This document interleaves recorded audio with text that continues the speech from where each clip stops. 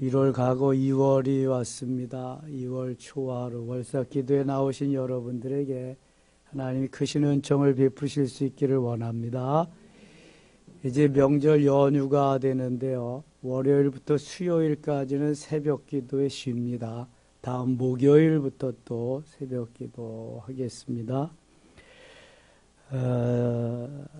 회막을 만들고 거기에 하나님이 제사를 드려서 이스라엘 백성들을 주의 전에서 하나님과 교제하며 죄를 용서함 받으며 하나님의 자녀다운 자녀로 이제 만들어가기 시작하십니다.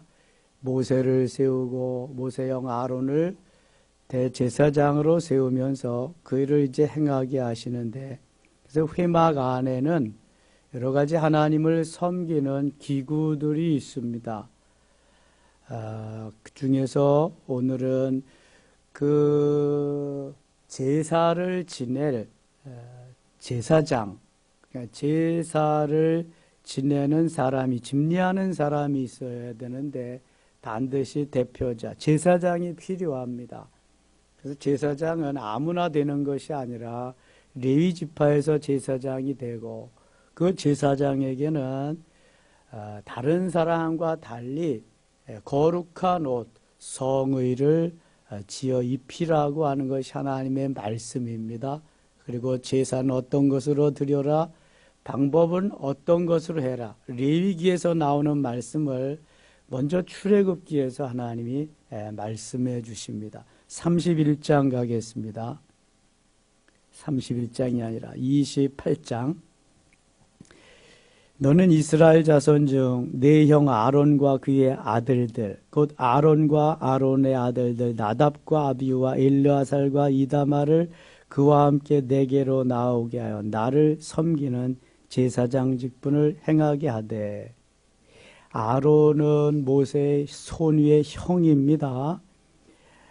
아론에게 제사장 직분을 주고 아론의 아들들에게도 그것을 맡기십니다. 제사장의 아들은 제사장이고 그 아들은 또 제사장입니다. 계속 대를 이어서 제사장의 직분을 행하게 하십니다. 우리가 가장 잘할 수 있는 것은 늘 지근거리에서 보고 들은 거, 내 몸에 익은 거 가장 잘할 수 있는 것입니다.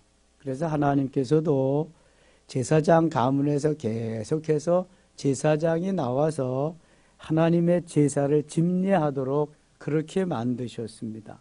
그래서 아론과 그의 아들들을 따로 세우시고 제사장직을 맡기십니다. 2절, 내 형 아론을 위하여 거룩한 옷을 지어 영화롭게 아름답게 할지니. 제사장은 다른 사람들과 달리 거룩한 옷을 따로 지어 입히라고 그렇게 말씀합니다. 오늘날 제사장의 직분을 이어서 예배를 집례하는 사람이 바로 목사입니다. 목회자. 목사는 거룩한 옷을 입어 성의라고 합니다. 거룩할 성자, 오도이자, 성의. 그래서 주일 예배는 반드시 성의, 이를테면은 제사장의 옷을 입고 집례를 해야 됩니다. 흔히 우리가 가운이라고 하죠. 제사장 옷, 가운을 입고 주일 예배는 집례를 해야 됩니다. 그러니까 이러한 교육을 어디에서 누구에게 받았느냐가 참 중요합니다. 성경에 나오는 이러한 것을 계속 신학적으로 정립을 해서 교수들이 후학들에게, 앞으로 제사장이 될 목회자들에게 가르쳐주고 그것을 생활화할 수 있게 해줘야 됩니다. 이러한 신학적인 밑바탕이 되어 있지 않으면 그저 내 방식으로 주일날도 그저 이렇게 양복 입고 예배 집례하고 그럴 수도 있습니다. 저는 철저하게 그 훈련을 받았습니다. 지금은 퇴임하셨지만 장신대에 정장복 교수님한테, 후에 한일장신대 가셔서 총장을 2번, 3번씩이나 하셨죠. 그분은 아주 이걸 철두철미하게 가르칩니다. 제군들은 다른 사람하고 다르다. 저분들은 하나님이 제사장으로 세운 하나님의 사람, 거룩한 옷을, 성례를 입고 반드시 주일 예배를 집례해야 된다. 이것은 하나님이 특별히 주신 것이니 그것을 절대로 잊지 마라. 그래서 꼭 성례를 입고 집례하도록 그렇게 합니다. 저는 목사가 돼서 그래서 주일 예배에 한 번도 가운을 입어보지 않은 날이 없습니다. 꼭 입고 주일 예배는 예배를 진행합니다. 집례합니다. 하나님이 말씀하신 거룩한 옷을 입고 거룩하게 주일 예배를 드려야 된다. 이게 제사장의 직분이고 제사장이 입은 옷이고 그렇게 해야 된다 하는 것을 주지시켜 주는 거죠. 그런데 가운을 입는데 이 제사장 옷이면 족하죠. 제사장 옷이 아닌 그러한 옷을 입고 또 예배를 집례하는 분도 있어요. 무슨 옷이죠? 무슨 박사들이 입는 옷입니다. 박사 가운. 여러분, 근데 박사 가운을 언제 입는 건지 아세요? 학위 수여식 때 입는 게 박사 가운입니다. 학위 수여식. 그리고 총장 이취임식 할 때. 그때 박사 가운 입는 거죠. 그리고 박사 가운은 반드시 박사 모와 함께 있을 때에 효력이 발생되는 겁니다. 박사 가운, 박사 모와 함께. 학위 수여식 때, 총장 이취임식 때 이렇게 입는 거예요. 그런데 우리가 방송에 보면은 여기 띠 3개 둘른 거 있죠? 이걸 목사 가운이 아닙니다. 박사 가운입니다. 박사 가운. 그거 입고 하시는 분들이 있는데요. 그 뭐 좋아서 하겠지만 이 목사는 목사 가운이면 족한 것입니다. 여러분 판검사들이 재판하고 뭐 심리할 때 박사 가운 입고 나와서 하는 거 보셨어요? 의료인들이 집례할 때 의학 박사 그거 가운 입고 하냐고요. 근데 왜 목사들만 그러냐고요. 참 이게 얼마나 글쎄요 뭐 좋아서 하는 건 어쩔 수 없지만 하나님이 우리에게 주신 그러한 아름다운 것을 아름답게 이렇게 해야 되는데 그렇지 못해서 이제 말이 있는 거지요. 3절 보겠습니다. 너는 물은 마음에 지혜 있는 모든 자고 내가 지혜로운 영으로 채운 자들에게 말하여 아론의 옷을 지어 그를 거룩하게 하여 내게 제사장 직분을 행하게 하라. 이거는 아론과 그의 후손들이 입는 거예요. 모세도 못 입는 거예요. 모세하고 아론하고는 하는 일이 다릅니다.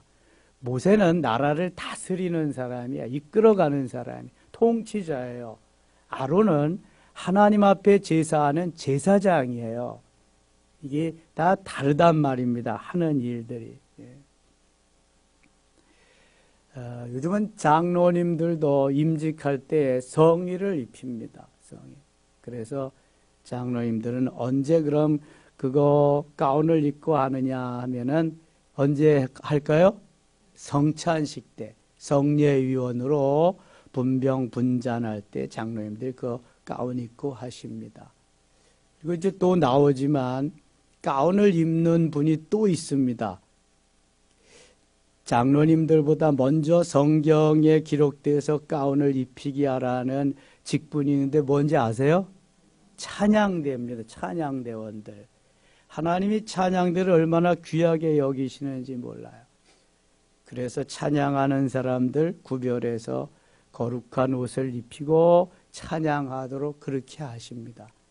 그래서 본래 찬양대는 잘 훈련해서 잘 이렇게 해가지고 세워야지 아무나 세우면 안 됩니다. 이렇게.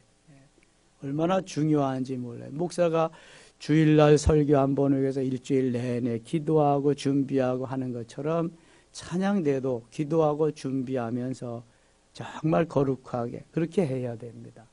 미국 같은 경우에는 찬양대가 다 이 강단, 옛날 지성소 뒤에 다 그렇게 되어 있습니다. 정면으로 목회자와 같이 정면을 바라보고 예배하는 겁니다. 영락교회 가면 그렇게 되어 있고요. 소망교회 가면은 조금 옆이지만 그렇게 되어 있습니다. 우리 교회도 거의 뭐 앞에 옆면에 이렇게 있는데요. 아주 중요한 그러한 직분이기 때문에 하나님이 거룩한 옷을 입혀서 하게 하십니다. 35절 가겠습니다. 35절. 아론이 입고 여호와를 섬기러 성소에 들어갈 때와 성소에서 나올 때 그 소리가 들릴 것이라. 그리하면 그가 죽지 아니하리라. 이 대제사장은 1년 1차 속죄일 때에 지성소에 들어갑니다. 어제도 말씀드렸어요. 그냥 들어가지 않고 대제사장들은 방울을 달고 들어갑니다. 대제사장도 하나님 앞에 잘못했을 때는 죽임을 당하게 되기 때문에 방울을 달고 들어가서 제사 드릴 때 소리가 나나 딸랑딸랑 소리가 안 나면 죽은 것이다. 그래서 지성소에서 제사장들이 그 끈으로 끌어내게 되는 것입니다. 36절. 너는 또 순금으로 패를 만들어 도장을 새기는 법으로 그 위에 새기되 여호와께 성결이라. 여호와께 성결이라. 성결된 그러한 직분으로서 성결된 자로서 자신을 위해서 제사하고 그 다음에 백성들을 위해서 대신 제사하는 그 직분이 제사장입니다. 29장 가겠습니다. 29장 9절입니다. 아론과 그의 아들들에게 띠를 띄우며 관을 씌워 그들에게 제사장의 직분을 맡겨 영원한 규례가 되게 하라. 너는 이같이 아론과 그의 아들들에게 위임하여 거룩하게 할지니라. 아론과 그의 아들들에게 해서 거룩하게 해라. 요즘 대한민국에 한창 시끄러운 것이 명성교회의 대물림입니다. 대물림. 그거 어떻게 나왔냐 하면은 감리교회에서 자꾸 대형 교회들이 그렇게 대물림해서 이슈가 되니까 우리 교단에서 미리 명성교회에 그걸 차단하기 위해서 법을 만들었습니다. 어떻게 보면은 인위적이라고도 할 수 있습니다. 제사장 아들이 제사장 되는 건 너무 당연한 겁니다. 그런데 그거 그렇게 해놨어도 뭐 교회적으로 청빙을 하니까 교회에서는 세웠잖아요. 그게 이제 말이 많아지게 되었습니다. 근데 대개 교회에서 3분의 2 이상 가결해가지고 우리 교회는 이런 분이 참 좋습니다 하면 그거를 이 문을 열어주어야 좋은 것이지 교회가 대다수가 찬성하는데도 그것을 인위적으로 성경에서 말씀하는 것도 아닌데 막아버리면 이렇게 부작용이 일어나는 것입니다. 제가 분당 만낙교회에 거기 예배 세미나 하는 것을 그 전에 한번 가보았습니다. 거기 분당 만낙교회는 김병삼 목사님 아버님이 이름이 생각이 안 나네. 유명한 우리나라의 부흥사였는데 교회가 거기가 꽤 큽니다. 그 아들 김병삼 목사님이 미국에 유학 가서 교회사를 전공하고 뭘 했냐 하면은 교수를 했습니다. 근데 교회에서 아들을 이제 후임 목사로 청빙하는데 다 뭐 거의 만장일치로 해서 가서 모시러 장로님들이 갔어요. 그랬더니 저는 안 갑니다. 저는 교수가 좋습니다. 저는 체질에 교수가 맞지 목회는 맞지 않습니다. 거절했습니다. 장로님들이 돌아왔어요. 교회에서는 뭐 우리 김병삼 목사님 아니면 안 된다는 거 또 갔습니다. 또 거절했어요. 근데 교회에서는 뭐 그분 아니면 안 된다니까 또 갔습니다. 3번째. 그때서야 기도하고 이거는 하나님의 뜻인가 보다 접고 나왔다는 거예요. 그리고 와서 목회를 하는데요. 그건 1, 2, 3부, 3, 4부 예배를 테마별로 예배를 드립니다. 주제별로 해가지고. 그런데 지금은요. 몇십 배 부흥해요. 얼마나 크게 성장하고 그랬는지 몰라요. 교회에서 유익하게 교회에서 찬양 찬성하고 이렇게 해서 하면은 이 성경적인데 문을 열어줘야 됩니다. 우리 교단에 또 하나 폐단이 있는 게 뭐냐면 우리 교단이 참 좋은 교단입니다. 모든 것이 진취적이고 부목사는 절대로 담임 목사가 될 수 없더라고. 그 교회에서 될 수 없는 법을 만들었어요. 이건 한 30년 이상 됐습니다. 왜 그러냐 하면 당회장, 담임 목사님이 해외나 어디 나갔는데 장로님들이 부목사님들하고 짝짝꿍이 되어서 담임 목사님 몰아내고 부목사가 당회장이 된 거예요. 이런 폐단을 없애기 위해서 부목사는 다른 데 가서 3년 이상 심우하고 와야 담임 목사가 될 수 있다고 법으로 정했습니다.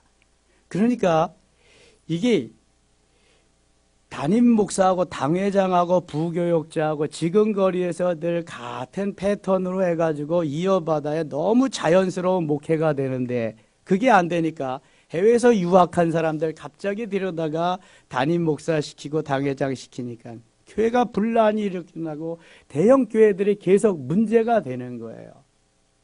사람이 인위적으로 만든 법들이 참 하나님 보시기에 안 좋은 것들이 많이 있습니다. 문은 거기에다가 다 그렇게 하지 말고 예외 조항을 좀 둬야 됩니다. 예외 조항. 그래야 멋있는 바톤 터치가 되잖아요. 모세의 후계자가 누구예요? 여호수아잖아요. 여호수아는 모세의 부관입니다. 늘 지근거리에서 모세를 돕던 자연적으로 하나님이 모세의 후계자로 여호수아를 세워서 이끌어가게 하십니다. 얼마나 하나님이 좋은 모델을 보여주셨는데도 이렇게 제대로 못해서 대형 교회들이 많이 문제가 일어나고 사회 이슈가 되고 그렇습니다. 작은 교회는 아무렇게나 해도 무슨 말이 없잖아요. 뭐 작은 교회. 이 교회 세금을 목회자 세금도 대형 교회들 때문에 만들어진 거잖아요. 그런데 지금 뭐 거의 다 대형 교회들은 자진 신고해서 내고 있다고 하니까 어떠한 그 말씀들에 의하면 거의 나라에서도 주춤주춤 하고 있다 그래. 작은 교회 목회자들이 뭐 세금 내야 뭐 얼마나 내겠어요. 80%가 거의 다 상가 교회인데 미자리 교회고.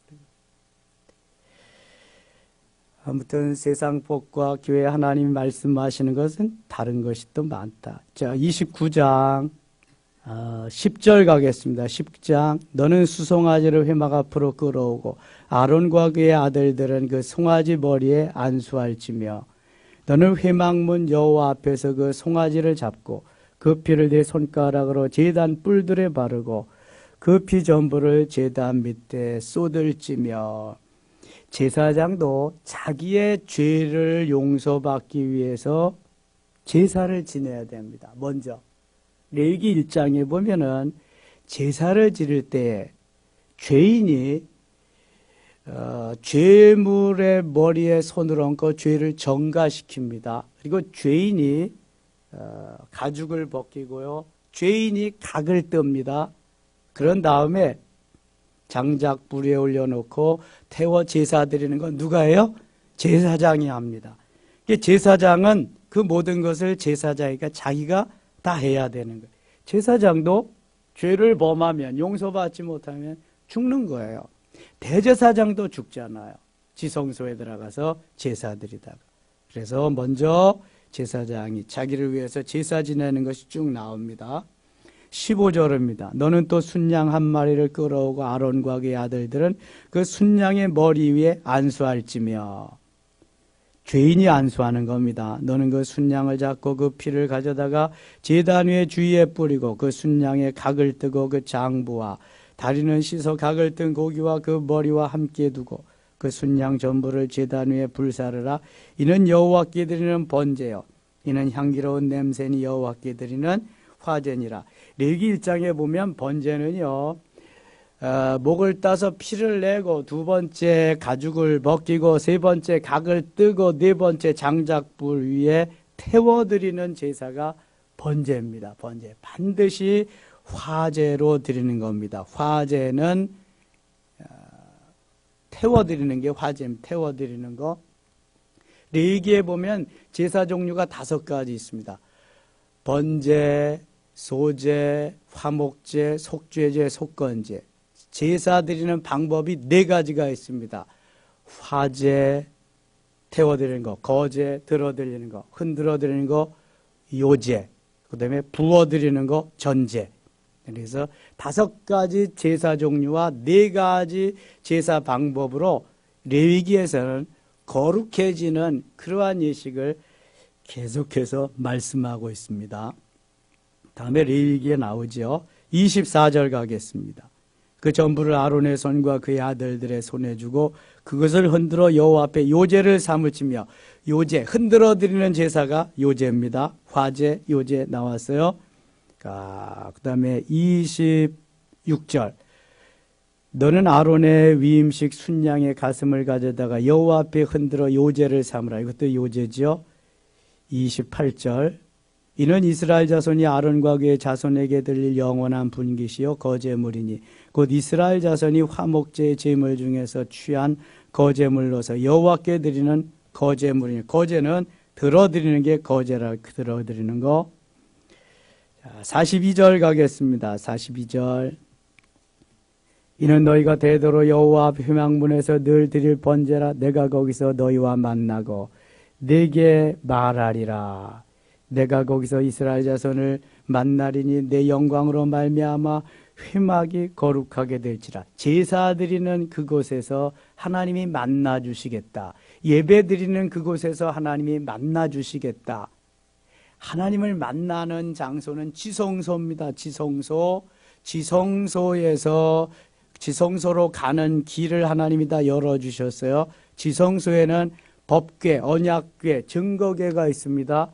하나님의 상징으로 있는 겁니다. 그 안에 십계명의 두 돌판과 만나를 담은 항아리와 아론의 쌍난 지팡이가 있습니다. 30장 가겠습니다. 30장 9절입니다. 너희는 그 위에 다른 양을 사르지 말며 번제나 소제를 드리지 말며 전제에 술을 붓지 말며. 출애굽기에 이미 4가지 제사 방법이 다 나왔습니다. 화제, 요제, 거제, 전제. 전제는 부어서 드리는 게 전제입니다. 부어 드리는 거. 10절 같이 읽을게요. 아론이 1년에 한 번씩 이 향단불을 위하여 속죄하되 속죄제의 피로 1년에 한 번씩 제대로 속죄할지니라. 이 제단은 여호와께 지극히 거룩하니라. 아론이 1년에 한 번씩 이 향단불을 위하여 속죄하되, 1년에 한 번 하는 것은요 속죄일에 하는 겁니다. 7월 1일이 나팔절입니다. 제사장이 이제 7월 1일 날 나팔을 빵빠르를 불어요. 이거는 속죄일을 준비해라 하는 겁니다. 그래서 열흘 동안 준비하고 7월 10일 날 속죄일에 대제사장이 지성소에 들어가서 자신을 위해서 온 백성들을 위해서 제사하는 것입니다. 이거 말하는 것입니다. 하나님께 제사드리는, 여호와께서 모세에게 말씀하시되, 계속 하나님은 모세에게 말씀. 17절 가겠습니다. 여호와께서 모세에게 말씀하여 이르시되 너는 물두멍을 노스로 만들고 그 받침도 노스로 만들어 씻게 하되 그것을 회막과 제단 사이에 두고 그 속에 물을 담으라. 자, 물두멍은 어디에다가 두는 거예요? 성막 어디에? 성전 뜰에다 두는 겁니다. 성전 뜰에다 두어서 제사장들이 제사를 드리기 전에 손과 발을 깨끗이 씻고 그 다음에 번제단에다가 이제 제사를 드리는 거죠. 물두멍과 번제단은 성전 뜰에 있습니다. 떡상과 분향단과 그 다음에 등잔대는 성소에 있습니다. 그 다음에 지성소에는 뭐가 있다? 법궤, 증거궤, 언약궤, 증거궤 있다. 이 머릿속에 이것을 좀 넣어두셔야 됩니다. 물두멍은 성전 뜰에 있다. 성전 뜰에서 예배 드리는 사람들은 누구죠? 유대인과 이방인. 성소에 들어갈 수 있는 사람은 누구죠? 제사장. 지성소에 들어갈 수 있는 사람은 대제사장. 잘 오셨네. 이런 거 안 들으면 몰라요. 그건 또 뭐 알아서 뭐 하나. 모르는 것보단 낫지 뭐. 그래도 옛날에는 이렇게 제사를 드렸으니까. 19절입니다. 아론과 그의 아들들이 그 두멍에서 수족을 씻는 거예요. 물두멍에서. 그들이 회막에 들어갈 때 물로 씻어 죽기를 면할 것이요 제단이 가까이 가서 그 직분을 행하여 여호와 앞에 화제를 살을 때에도 그리할지니라. 21절 읽고 마칠게요. 이와 같이 그들이 그 수족을 씻어 죽기를 면할지니 이는 그와 그의 자손이 대도리 영원히 지킬 규례니라. 아멘. 자, 성경은 누구 얘기하기 위해서 성경이 기록됐다고요? 예수님, 예수 그리스도 말씀하기 위해 성경이 기록된 거야. 그럼 이 모든 것이 예수님 말씀하기 위해인데 무슨 제사가 필요하냐? 필요하잖아요. 안 필요해요? 이러한 모든 제사가 신약 시대에 필요해요? 안 필요해요? 이런 거는 필요하기도 하고 안 필요하기도 하고 그래야죠. 그래서 필요한데 예수님이 단번에 제물이 되셔서 제사를 드렸기 때문에 신약 시대에는 이런 불필요한 이러한 너무 복잡한 제사는 필요치 않아요. 다만 너희들이 누구든지 와서 신령과 진리로 하나님 앞에 예배할 이게 필요하다. 이거 말씀하는 거예요, 지금. 대신 예수님이 제물이 되셔서 죽어주신 걸 계속해서 5가지 제사 종류, 4가지 제사 방법으로 말씀하는 거예요. 예수님 말씀하기 위해서 제사가 필요한 거예요. 예수님만이 우리의 죄를 구속하시고 대속하시고 용서하기 위해서 이런 제사 계속 말씀하는 거예요. 근데 신약 시대는 그거 필요 없다. 예수님 단번에 제물 되셔서 다 필요 없다. 나오기만 해라. 예배만 해라. 이런 거잖아요. 이게 다 필요 없는데 한 게 아니거든요, 여러분. 성경 66권 1189장이 다 하나님께서. 그래서 오늘도 구약시대에 이런 걸 잘 우리가 밑바탕으로 베이직, 기본이 돼야 신약시대의 예배도 거룩하게 잘 드릴 수 있어요. 이게 청성이 드린 예배로 말이죠. 2월 한 달 하나님 이렇게 거룩하게 우리를 만드시고 부르시고 역사하시고 하나님 기뻐하는 우리의 예배, 우리의 제사, 우리의 삶이 되실 수 있기를 축원합니다. 혹시 2월 초하루인데 여러분들이 나는 기도받기를 원합니다 하는 분들은 기도할 때 앞에 나오시면 제가 기도를 도와드리겠습니다. 기도합니다. 아버지 하나님 고맙습니다. 오늘도 함께 하시고 도우시고 인도하시니 감사합니다. 2월 한 달 하나님 뜻에 맞는 하나님을 기쁘시게 해드릴 우리의 아름다운 삶이 되게 하시고 제사가 되게 하여 주시옵소서. 예수님 이름으로 기도드리옵나이다. 아멘.